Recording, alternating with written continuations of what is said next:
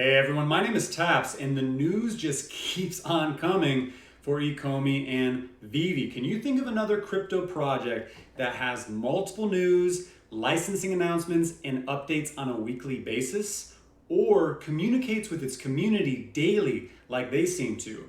Because I can't. Love this community, and the momentum just keeps stacking up. In this video, I'm gonna discuss the Ghost Trap drop and why this surprise announcements of MGA Brands partnership is truly exciting. If you're new to the channel, welcome to the community and feel free to subscribe. I'm a crypto, stock, and real estate investor, but never a financial advisor. All right, so let's start with the Ghost Trap drop that happened this morning. Really incredible. It was gone in less than a second.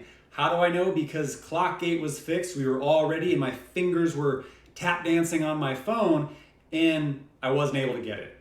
But I did go into the marketplace after it opened and I bought one for $850. And you could say, wow, that's absolutely insane. Why would you spend $850 when it was released at $89? And the reason why is because this is the first interactive drop that we saw from Ecomi and Veve, where it actually interacts with another NFT, as we're able to see in this video where it captures a Slimer.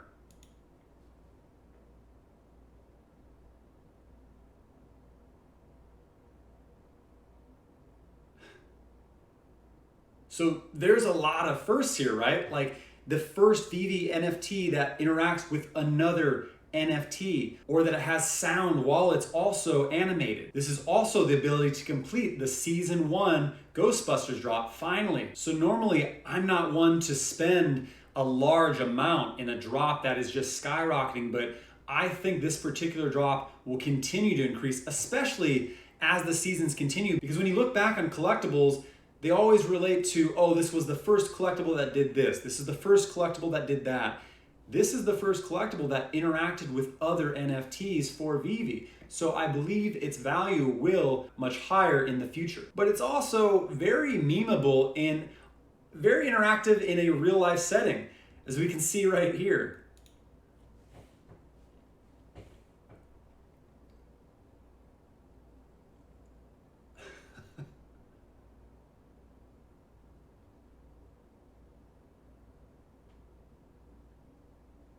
See, this is what I like to see, where people are actually playing with the NFTs. Like, this is the evolution from digital collectibles to digital toys, right? Where it's meeting social media, where it's interactive, whether it's in your vault or in real life through augmented reality. And I think we'll see more and more coming in Ghostbusters. We know that the Ecto 1 vehicle will be coming eventually, and it could all be leading up to the new movie that's coming out in November, which is Ghostbusters Afterlife. I'm not going to play the clip because of copyright strikes, but this is going to be a pretty substantial movie release because it has the original cast actually in the movie, and it is directed by the son of the original director of the Ghostbuster franchise. So while I'm sad I wasn't able to secure the Ghost Trap on the drop, I'm really happy that I was able to get one in the marketplace and will be holding on to it. But that is not why I'm most excited. I am most excited to talk to you about MGA Brands and why these LOL Surprise are going to be really big for Veve. In case you didn't hear, Veve welcomed MGA Entertainment in celebration of LOL Day, which is 707 upside down.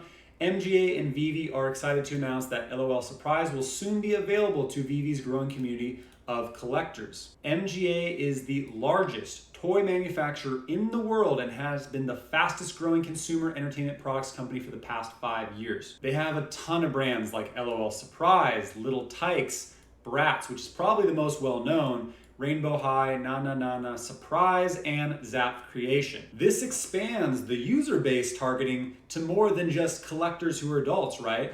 We're now going to see children who are going to be able to interact with toys that are targeted towards them and be able to interact with not just superheroes, but dolls and things that are for younger users. David Yu goes on to say, this is a very exciting step to be partnering with the world's largest toy brand, and we look forward to offering a new and exciting way for fans to play and engage. With hundreds of thousands of satisfied adult fans, we look forward to creating offerings for younger fans. So it is towards a younger fan base and families, right? In 2017, LOL Surprise Tots were the top selling toy of the year in the US. And in 2019, the LOL Amazing Surprise playset was top 100 toy on Amazon. But this piece is what really jumped out to me, where in the article it says, offering fans the opportunity to collect their favorite LOL dolls and characters as premium 3D models, which can be both animated and interactive. So we saw what happened with the Ghost Trap, how large it shot up in value, and we saw that it was animated and interactive, right? We also saw what happened with the Ritmo drop when they animated it. So we know that these LOL Surprise are now going to be animated and interactive. Interactive could mean maybe they play with each other, or the fact that you're able to switch, their outfits and accessories and things like that. We're gonna see LOL Surprise now, but this is again another partnership. So I wouldn't be surprised if we saw Bratz and Little Tykes and other brand drops coming in the near future. But what is LOL Surprise? LOL Surprise are dolls, little baby dolls that come wrapped inside a surprise toy ball. Each ball has a layer that contains stickers, secret messages, mix and match accessories, and finally, a doll. You don't know which doll you're going to get until you get to the last layer.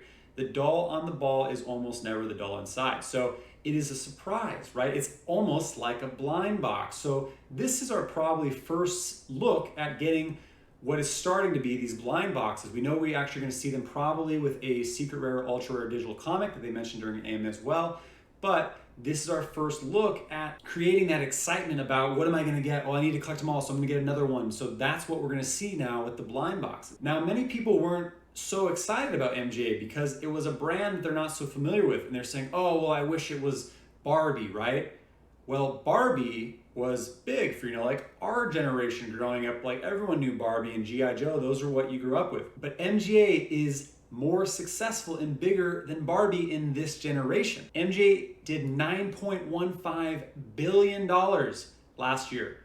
Mattel did half that. And specifically, Barbie did $1.16 billion US dollars last year, a ninth of what MGA did. So there's actually been decades long of almost like a feud or competition between MGA and Mattel because Bratz has eaten up a ton of market share of Barbie.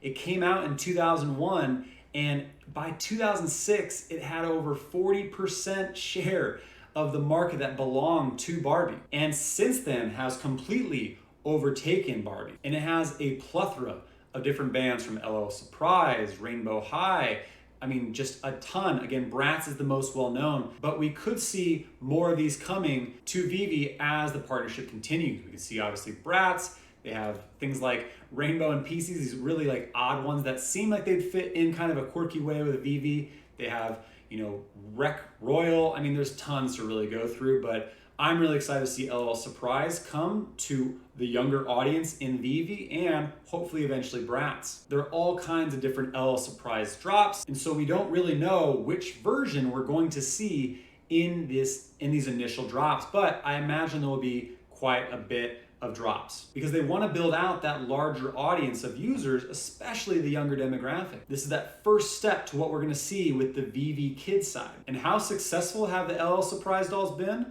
Well, 2020 Toy of the Year, LOL Surprise. Collectible of the Year, LOL Surprise. Doll of the Year, LOL Surprise. 2019 Toy of the Year again, LOL Surprise. Doll of the Year, LOL Surprise. License of the Year, LOL Surprise. Playset of the Year, LOL Surprise. And it goes back years. And when you think about the long term, the toy market is just going to continue getting bigger and bigger. We can see where it is from 2016 all the way to where we are in 2021 and now continuing to grow at 2022, 2023. And what makes up the largest part of the toy market? Well, that would be dolls. And you could say, well, what about the digital market, right? Like this is the physical side. Well, when we look at this TechCrunch article, it says the future of collectibles is digital, where it actually goes on and highlights how large the space of collectibles is as a whole and all the different subsets of collectibles. And we can see behind cars, books, coins, stamps, and militaria is toys. See comics and music and plenty of others have a large audience, but toys is a massive audience of around a $10 billion market. And so in 5 years, from 2016 is when LOL dolls came out, they became a #1 toy. And how did this happen?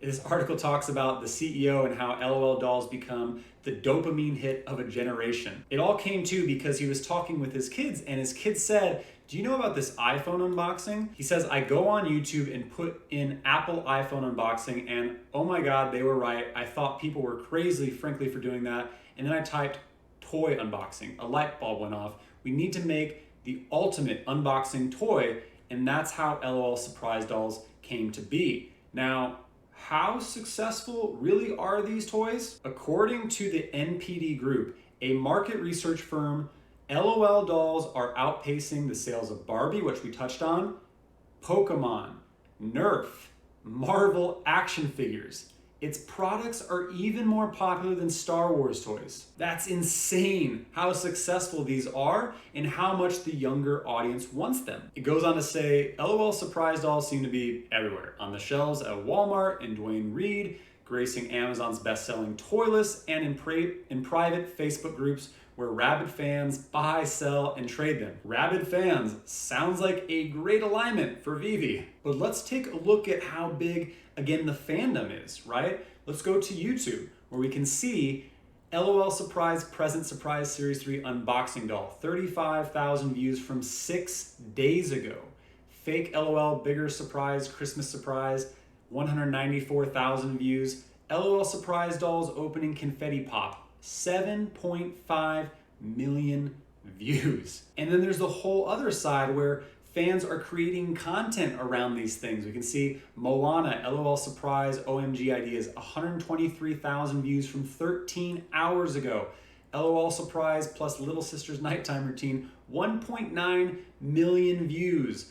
Dolls at School, 3.3 million views. When you think about the ability to make content, how much easier would it be to do in a augmented reality setting, a digital world, versus having to actually physically do it? I think this would be really big for these content creators as well. In fact, we joke around as content creators that we're VEVE's unofficial volunteer marketing team. Well, I may take off my marketing hat and put on my voluntary sales hat and reach out to some of these when these things drop, because if they featured this to their audience, I mean, that's how you attract users, right? And then there's the collectors who even have their own channels around their content.